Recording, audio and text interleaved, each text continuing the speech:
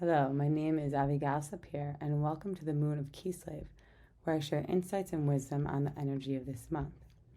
So each month has a unique spiritual and energetic qualities that offer us guidance that we need to navigate and to also elevate our consciousness within this confusing world. We can use these energies to guide and propel us forward. So the Hebrew months in the Jewish calendar correspond to the rotation of the moon around the earth. And the new moon is the start of each new Hebrew month. And it's just so beautiful how Judaism is so connected to the moon and the feminine energy. So, yeah, like I said, by learning the energy of each month, we can really go deeper into our understanding of life itself, of the cycles that we live by, and how we relate to all existence. So, it was explained like this that I saw in a share that the world that we live in has a physical changes, of weather and season, even societal structures, etc. So there's also weather that's beyond the five senses and the weather of other frequencies and dimensions. So there's also cycles of changes happening between these spiritual frequencies that we live in. And these dimensions are actually coexisting with us in our physical reality. We just don't have the eyes to see it. So the more we open our spiritual eyes, the more we can see these other dimensions existing on different planes. So as human beings in this earthly realm, we naturally want everything to be steady, to be easy, to be comfortable. But unfortunately, we don't really change when we feel comfortable and secure. Like, there's no growth. And we really see this over, and I'll talk about this more, just like how we're constantly being given these tasks and challenges to wake us up. So it's also a great analogy is as a baby comes out of the mother's womb, it's only when the contractions occur. And that's what allows the baby to propel forward. Similarly in life, these contractions are painful, but allow us to rebirth ourselves over and over again. And that's really a beautiful reoccurring theme in Judaism is just like the ability to like rebirth the self, the newness. And so we always really need that transformation, and all the changes of cycles gives us a backdrop to constantly look for adjustment, change, growth, and reinvention of ourselves. And the forces are changing all around us, like the weather does. So he goes on to say that when you want to know how a person truly feels, you look at his face, and the face reflects the mood that one feels. So when we want to know the mood of the universe, we can look at the sky, and the constellations show us the feelings, in other words, the frequencies that we're currently living in. And the stars reflect the creative energy of the universe about what's really going on around us. We can use these signs as tools in order to grow and develop our consciousness. So there's definitely different schools of thoughts, just like every topic there is in this world. There's different schools of thought that have different calculations of when the zodiac sign actually begins. So nothing really can be truly exact. And if you're born on the cusp of a zodiac sign, you can't really be sure like of where you are or where to put yourself. So the Hebrew calendar actually puts the zodiac sign according to each new month. And it could be that these signs actually start at different parts of the month. But when we bless the new moon, we put that intention and we decide the mazal and the flow of these forces. So, like, we've been given the power to do so. And actually, before the Exodus, when in the month of Aries, when we bless the new moon, this is when we declared that we have control over the zodiac. So, it's not like we're bound by these astrological signs and things that are happening in the universe, but we can use them as tools to flow with our energies. And so Rabbi Yudkovich gives a really powerful analogy that I loved, and it goes like this. If you're sailing in the ocean and the winds are coming, you know how to use this sail in order to let the winds work for you instead of drowning you. And this is how we declare the new month. We have the upper hand of the flow and are able to use these forces of every month by learning and understanding them. And we learn how to manage the sails, the wind, and the relationship between movement of the boat. And then become a master, and we can sail wherever we want.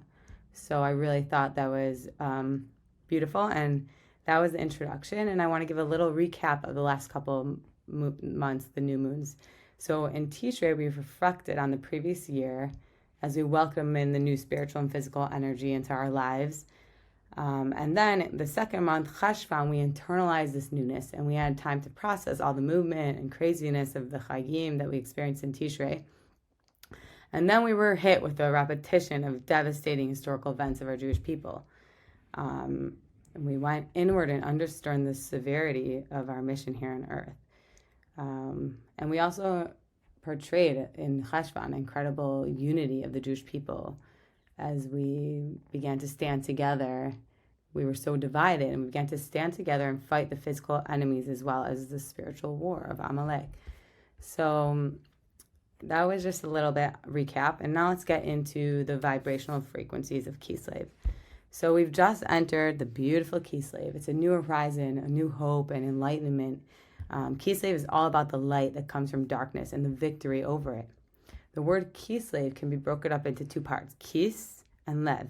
Kis means pocket, and it also comes from the word, the kisui comes from the same root, which means to cover. And anything that's in a pocket is being covered. So these words really do mean the same thing.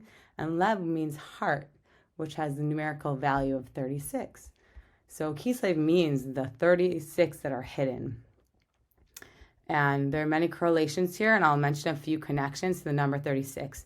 When the world was created, there was a spiritual light, and according to Midrash, the light shone for 36 hours.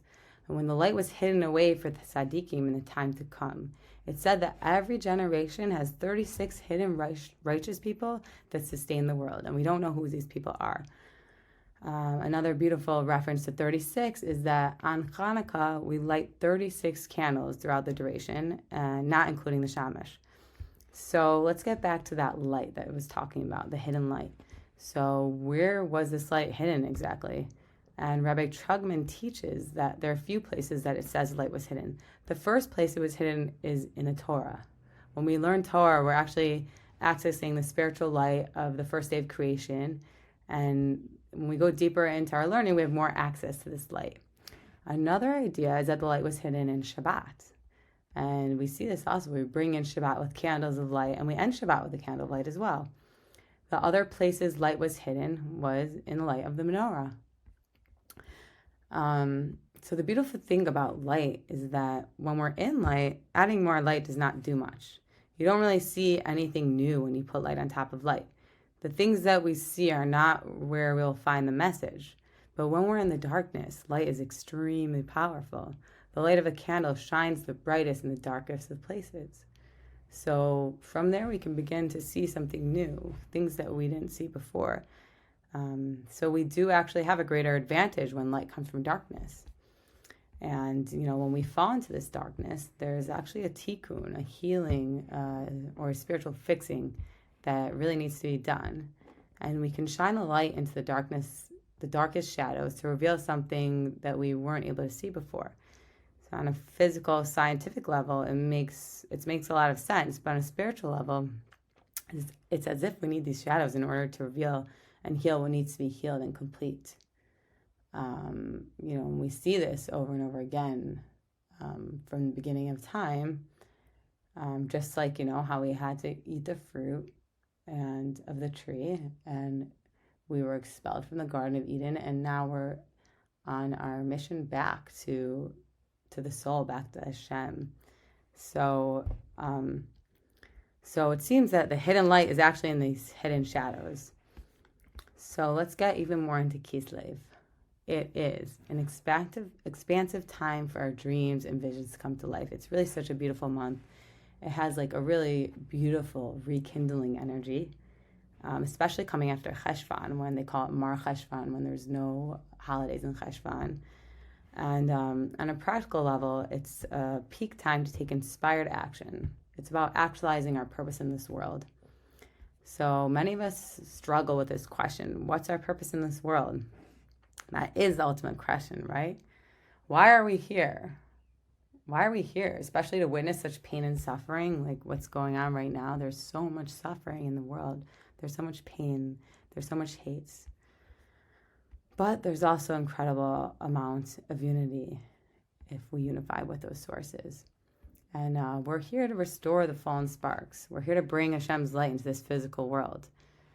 We became so fragmented, rightfully, so that each one of us could shine our individual light.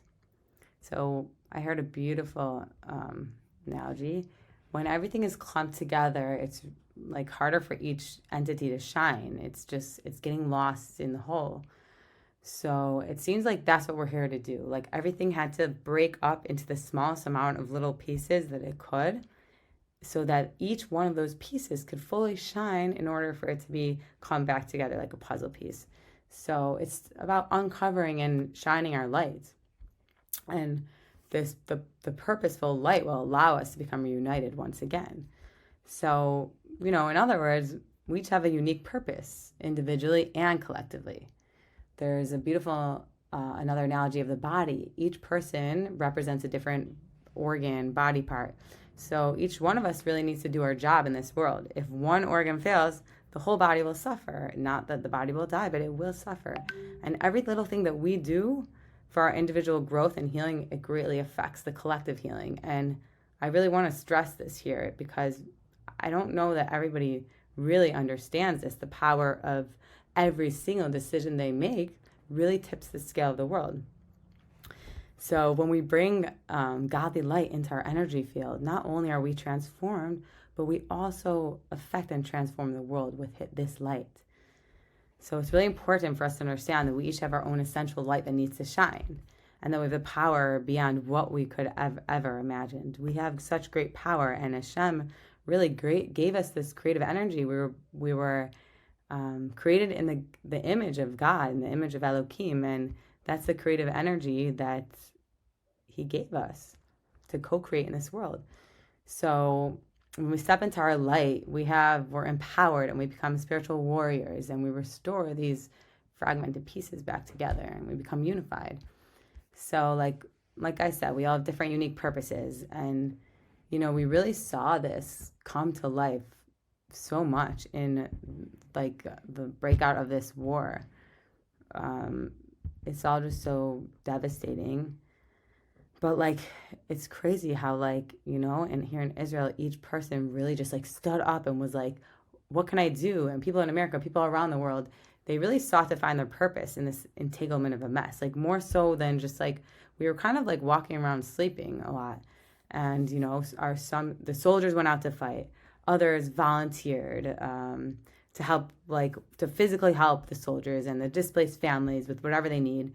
Then the mothers of the soldiers, they stay home and they're focusing on teaching the children. Then the grandmothers help take care of the children. Other finds themselves giving endless amount of stucca because that's what they can do. Others stand up and give voice to the misinformed on social media or making calls and informing people. We have others who are their tikkun is praying, learning Torah, staying Tehillim nonstop. Then the healers and the light workers are spiritual warriors, and they send out higher vibrations of love and healing and comfort and give healing to everyone who's suffering with anxiety and fear. So and so on. Everyone has their part in this. And I just want to stress that over and over, that each person has a place in this world. And if you're overwhelmingly scared and don't know what to do, even so, you also have a place in this world. And we can all find this place within this web of light and unity. And if you don't know what your purpose is, and you've been just kind of maybe getting down on yourself about this, now is a perfect time in Kislev to meditate on this and begin to receive the guidance of what your purpose is in this world. And we should really be able to see the hand of God more apparently this month, because we really draw in this light in the month of Kislev, and we have more divine providence. So Kislev's about, rekindling our dreams and embracing the endless possibilities, to break through the limiting beliefs of our mind and go beyond what we think is logical. Of course, logic is important, but it often also musters our dreams. It tells us that we're not worthy, or that what we want is not possible. But this month is really a time to go beyond the limitations of the logic and the mind. It's a rekindled hope, a rekindled vision.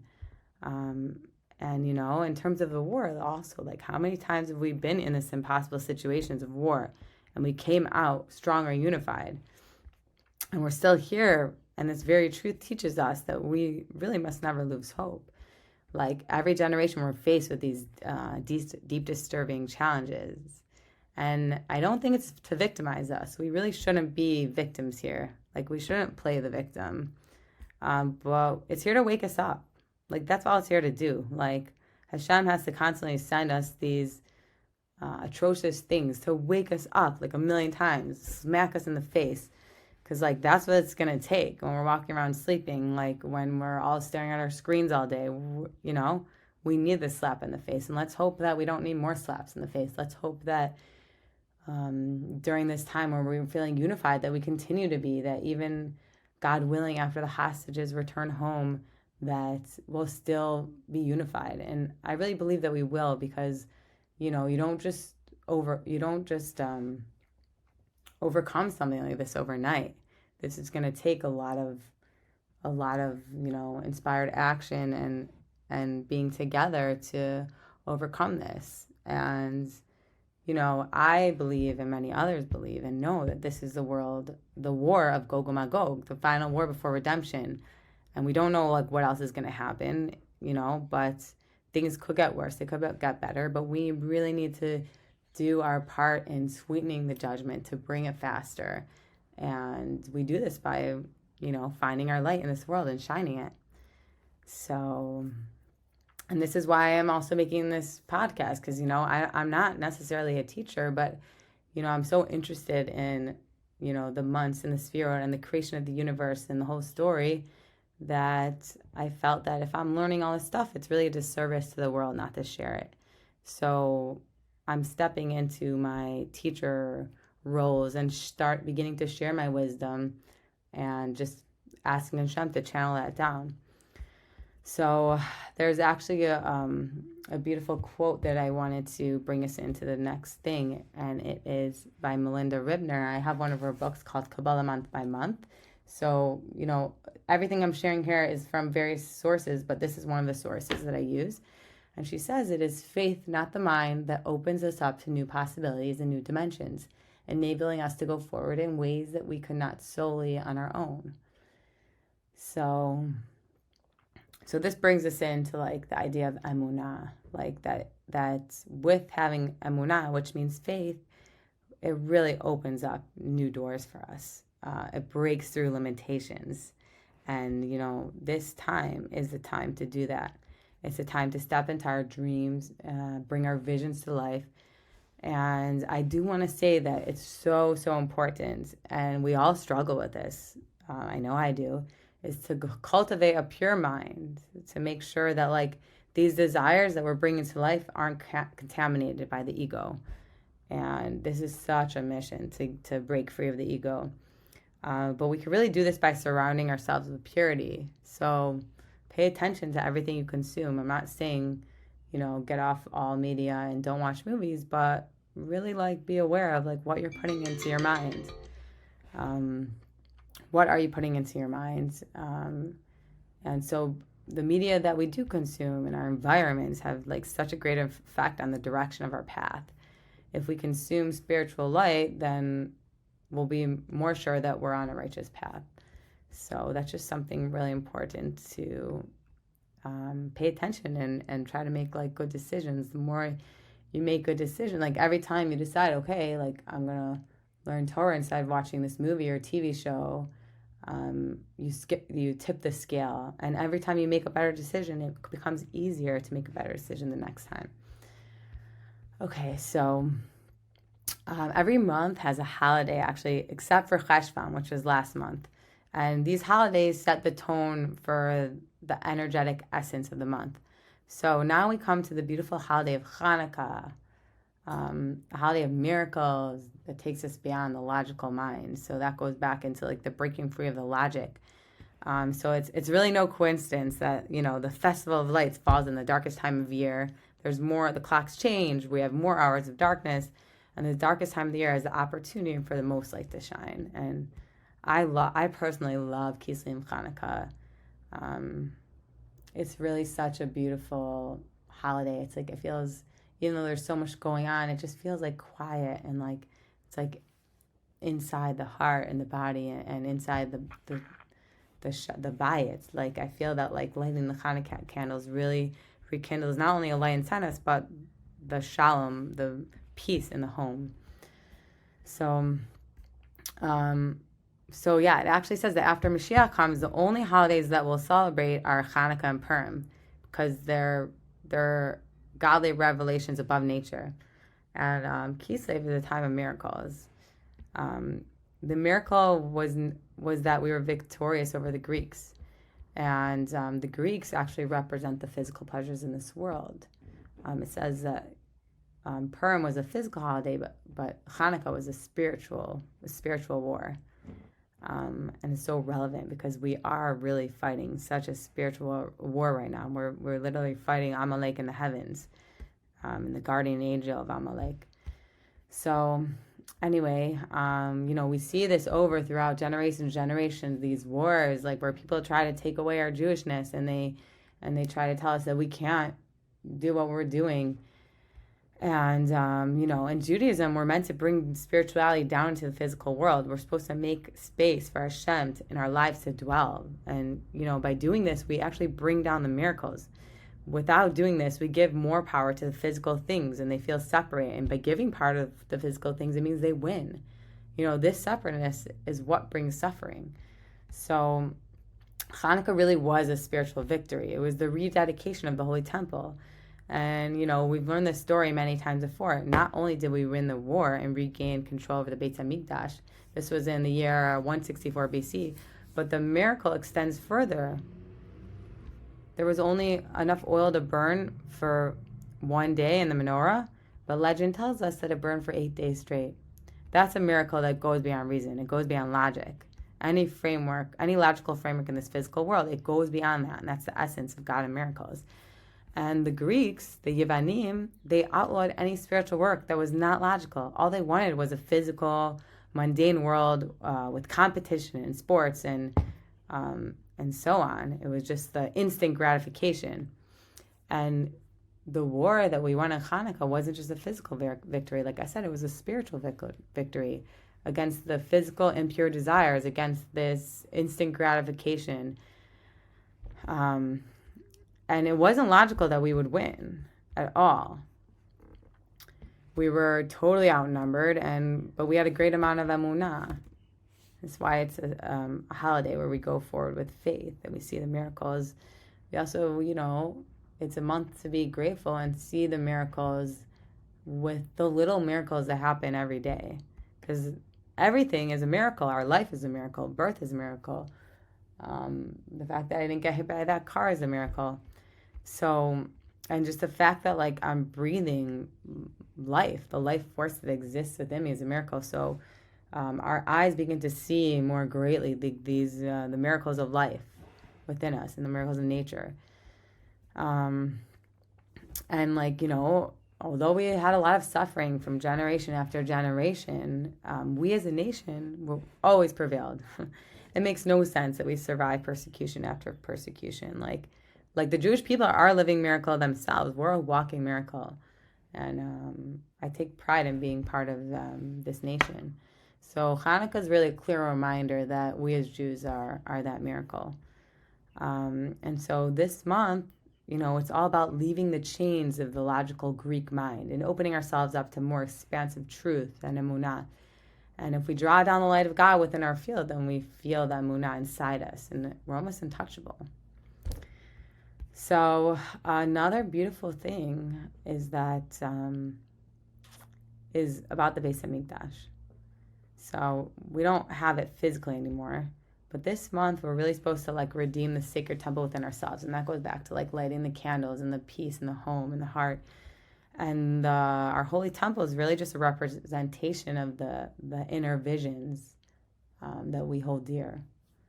If our visions are pure, then we know our temple is sacred, is a sacred place. And, our physical bodies are they make us part of this earthly realm. And our malchut, it's one of the sphero that represents the energetic attributes of God. It's our malchut's our physical kingdom. on this earth. And we're to make our bodies temples for our souls, a temple for the Shekhinah, the divine presence to dwell within. And it's obviously easier said than done, but I really believe this is the work that we need to be doing right now, especially with this war going on. To win the spiritual world, we need to bring the Shekhinah down and give it the space. And we're all about melding the spiritual into our physical world. So here's some questions for thought. What does that really look like for each of us? Like, meditate on that. Like, how can we feel the sacred light within us? How can we invite more divine presence into our lives? If you're not one to meditate or do all this spiritual stuff, like even just taking 1 minute a day and putting your hands up in the air and asking Hashem to be a vessel of light will draw down miracles and light. It will give space for the divine presence to dwell within. And that can really have a great rippling effect, not just on yourself in your everyday life after you do it, like little things every day that you do has greater effect over time. But it'll also affect the rest of the world. How can we invite these higher parts of our soul to redeem itself in this world? So, this month you should definitely expect extra guidance, rekindling of spirit, as we draw on the miraculous energy of this month. It's just, I love Kislev. I just love it. So, and when we ask ourselves questions, even just asking these questions, like if you're not sure of the answers, like answers come in one way or another, and like pay attention to these messages that come through. They won't always come through right away. They answer, like when you ask the question, you might not hear the answer like be said right before you. Like maybe sometimes you do, and we're lucky. Like we hear a voice that says an answer, but a lot of times like the answers, they come later, and they come in different various forms. So they could come through other people saying something, or something that we saw or read somewhere that like if we make these connections, like it really reveals a deeper message. And sometimes they come through dreams, and which really brings us into this month more, that we may receive guidance through dreams. And it's really important just to be open-minded and to really believe that we're a vessel to receive this guidance, because we have to just believe it, and that's where the Muna comes in. So like I want to go more into dreams, because dreams is all about this month. So as we go through this month, it's really important to pay attention to the dreams we have while we sleep. For me, it's hard. I feel like, kids wake me up at night and I'm like jolted awake, and I wake up in the morning and everyone's like in my bed, and I'm, first of all, like I don't even remember you coming here, but it's really hard for me to remember my dreams. I really wish I could remember them more. Like when I do, it's so great, because our dreams really reveal something to us. They receive there's deeper messages there. So if you can remember your dream in the morning, write it down or tell someone, like especially this month. Like if you're a person that has really vivid dreams, I would write them down or talk them over with someone. And even if like even as you're like talking over, writing it down, like you may receive these messages that you didn't like see before, even just thinking about your dream. But as you like give it over, or maybe later in the day, you'll go, oh my gosh. And like, it's just a message just for you. So what's really cool, about this month is that there's numerous references to dreams in the Torah portions read during Kislev. So every Shabbat we read the Torah portions, and there's a Parsha, Tashavua. And so there are 10 times that dreams are stated in the book of Bereshit, and 9 of these times occur in the Torah portions that we read in the month of Kislev. Like, how cool is that? And it's Yaakov has 2 dreams, Lavan has a dream, Yosef has 2 dreams, and then there's the dream of the butler, the baker, and 2 dreams of Pharaoh.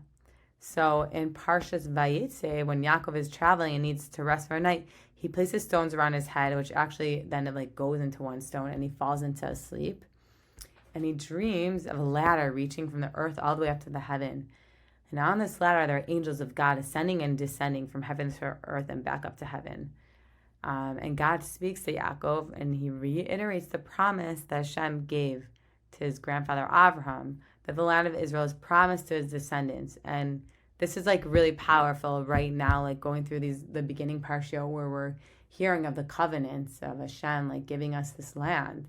Like this is meant for us. And he promises to God Yaakov wherever he goes, and that he's always with him. And like, it just, the parsha is always so relevant to the current times we're in. If you're ever like feeling lost, just go like read the parsha. And yeah, it's like oftentimes confusing and it jumps and it makes no sense. But just like the more you go deeper into it, the more like you'll become awake and go, ah, wow, and like listen to more things around you, the more you'll start to make connections. And every time you learn more, you go deeper within.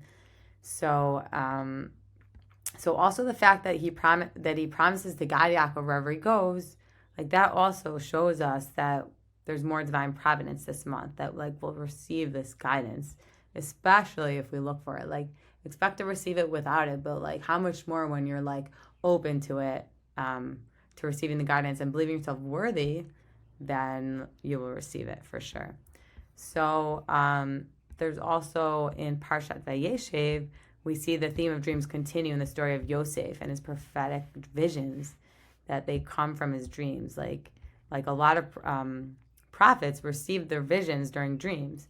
So not only was he was a dreamer, but he had the gift to interpret dreams also, which is like huge. And this gift is what brought him out of slavery into the house of Pharaoh, where he eventually rose up to higher powers in Egypt. And that's what ultimately saved our family in the time of famine and exile. So another beautiful thing about Yosef was that he resisted the physical temptations, like the physical temptations of the Greeks, you know. So he resisted these temptations to have sexual relations with Potiphar's wife. And that's what got thrown him in jail. That's what brought, you know. So this really strengthens the Hanukkah energy of overcoming physical desires that we had against the Greeks. It's just, everything's so connected. Okay, let's go into the letter of the month. So each month has a letter that represents its essence, and the meaning and numerical value of each letter can really propel us deeper into the hidden spirit of the month. So the Hebrew letter associated with the energy of Kislev is the letter Samech. I've also read that like it's the letter Gimel also as a secondary letter, but I'm not going to go into that right now. I'm just going to go into Samech. So this really tells us a lot about the energy of the month. The word Samech means to support. And actually, the letter of last month was in Cheshvan was the Nun, which means falling. So it really makes perfect sense that the Samech would come right after the Nun, which it also comes after the Nun in the alphabet, to support the fallen. So in the book of Tehillim, Psalm 145, Kuf Mem Hey, it says, Somech Hashem l'kol noflim. Hashem supports those that fall. So this is the idea of the letter Samech, and you know it's really comforting to know that when you fall, Hashem will be there to support you and raise you up. And you know, I think about this like ascending and descending also with the ladder and the dreams of Yaakov. And so life reveals this cycle found in nature of like rising and falling and waxing and waning, life and death. And we see this with the month as well, like the patterns of contraction and expansion, inward and outward. And the month of Kislev really uplifts the previous month of Cheshvan. So it's really cool. I learned this from Rabbi Shaul Yudkovich, and it comes from Sefer Yetzirah, that the 22 letters of the alphabet are forces of vibrational frequencies, and they are the building blocks of creation of the universe. That's so wild. Every letter has a number and represents a certain frequency. It's a vibration in creation. And the universe is made of all these dimensions and particles, and everything else is based on the combination of these original 22 letters of the Hebrew alphabet. So according to the Zohar, and I saw this in numerous places, that each letter came before God and asked that the world be created with this letter. And they all said, start the creation with me. And so when Samech came, God said to the Samech, no, you need to stay where you are so you could hold and support the other letters, the other frequencies. So the Samech is really there to support the Nun. It comes right after the Nun in both the Hebrew alphabet and also in the representations of the month. So that's just really cool. It's there to catch the fallen Nun. And these two letters, something that came to me over Shabbat, was that they spell Nes, which means miracle. Nun Samech. So we can easily notice the correlation here in the month of Kislev. It's the month of miracles. And the Samech really reveals to us also that we're divinely supported this month. It's just another reiteration of that. and that we're blessed to move forward with our goals and dreams with this support. So the structural design of Samech, it's a circle, a closed circle, which represents infinity, the Or Ein Sof, the infinite light of God. There's no beginning, there's no end. The idea of no beginning or end goes against the very nature of logic, and that's why it's associated with the transcension of God and the month of Kislev. The circle is a symbol of perfection, completion. There's no blemishes in the circle. There's no upper or lower. It's all part of the circle are equal. And actually, I heard a really cool thing from Rabbi Alon Anava that, when we're at a circle table, nobody, on the Shabbos table, nobody, which I have a circle table, I love it. Nobody's, at the head, really.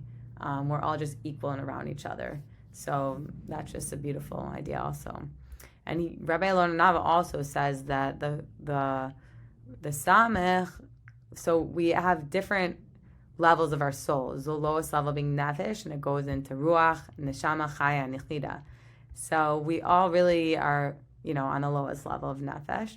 And he says that the Samech corresponds to the level of Neshama, which represents the completion of my soul's rectification here on earth.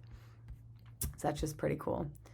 So not only is the circle shown here, but also I went and I checked, and I could be wrong, but I found, I was looking for the first time that the Samech appeared in the Torah, and because when the first time the letter appears in the Torah, that's where also the energy comes from. It says a lot about the letter.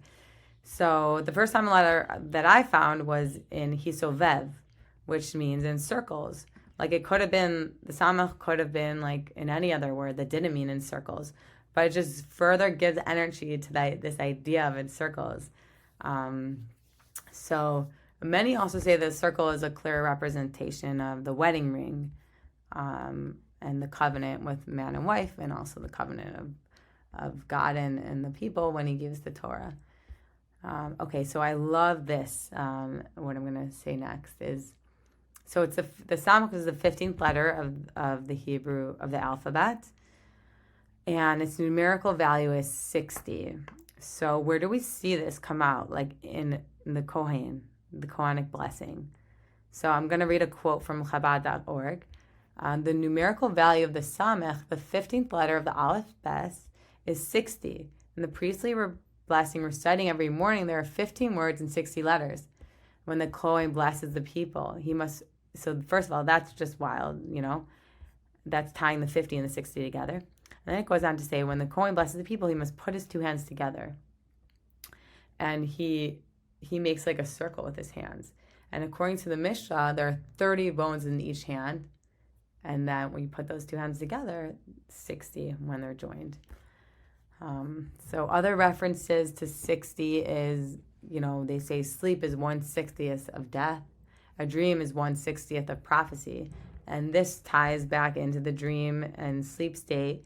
And also that the area of healing this month, every month has an area of healing and a sense that it's connected to. And this is the sense of sleep.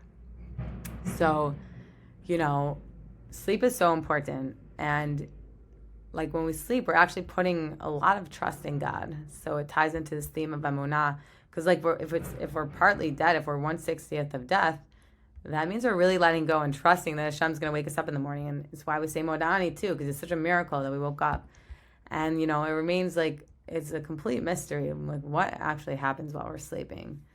And, it's a miracle. Sleep heals our bodies and allows us to live. When we're sleeping, we live in other dimensions of consciousness. And then we wake up a new person again. It's crazy. But, I will say, we do a lot of spiritual work in the spiritual world while we're sleeping.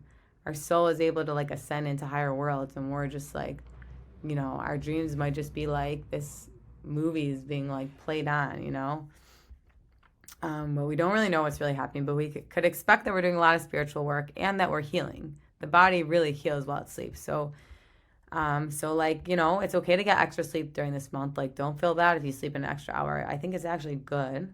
Really good. And so, the whole idea of sleeping this, that's why it's in the dreams this month. It's why it's so important to pay attention to our dreams. Um, so yeah, I'm like also like the area of sleep. Like first of all, we should all be blessed to have like really deep, beautiful sleep because I know a lot of sometimes I have trouble with sleep and a lot of people have trouble with sleeping. But like it's considered really good to get more sleep during these winter months. We're naturally more passionate and inspired like in the month of Kislev because there's like this new light. But we also need to make sure to sleep to recharge ourselves and use these inner winter months to recharge our batteries for the rest of the year.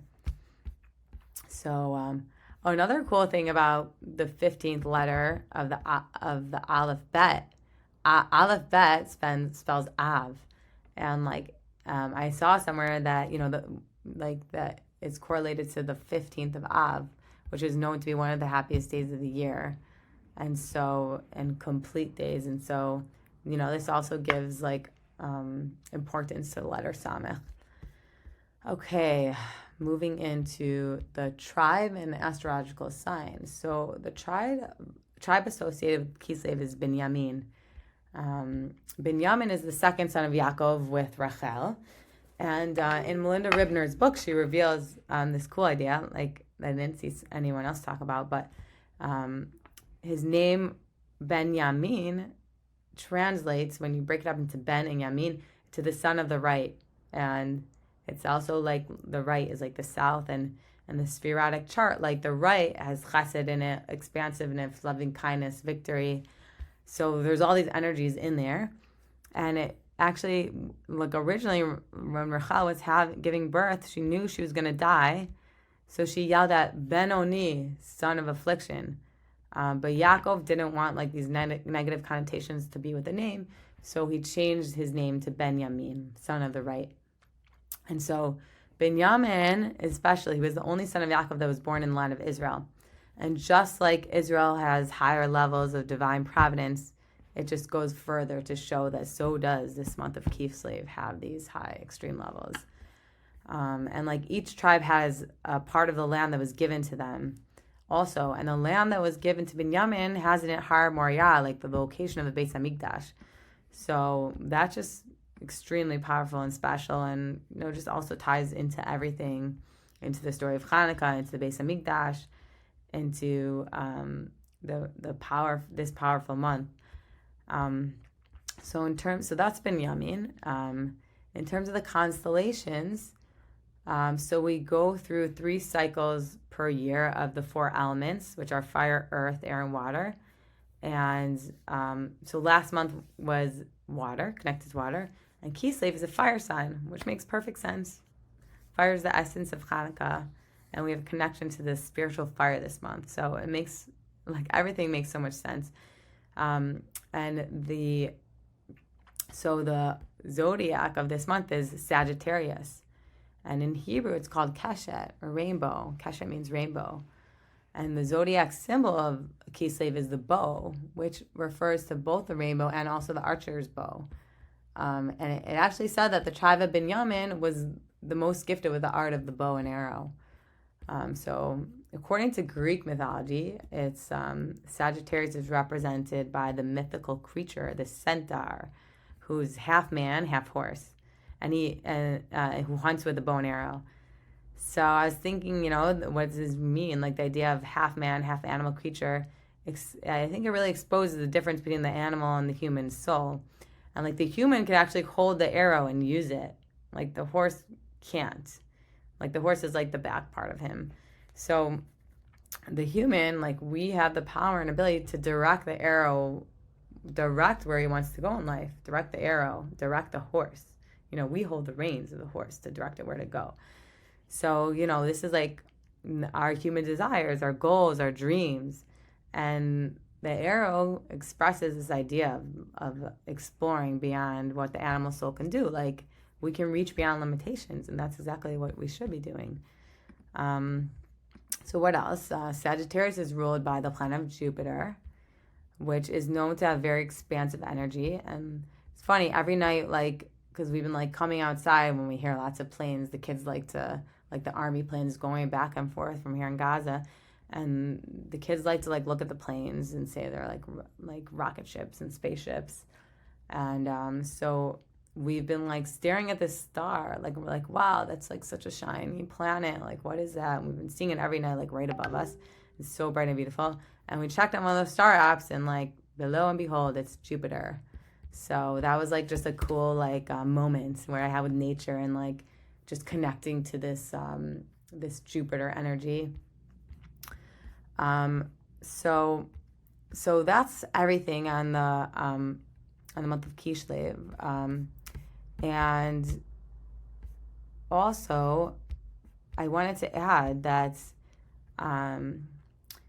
I think it's really like interesting, like that we have the sign of like the rainbow this month, because like the flood like happened in Noach, which happened in the previous month of Cheshvan. We read that Torah portion of Noach.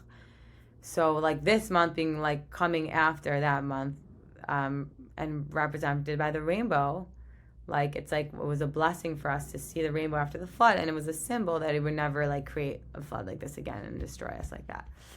So I think that's just like a beautiful idea that just propels us forward. And like also just like a little bit about the rainbow is it has, all the colors of the rainbow, and it's united as one.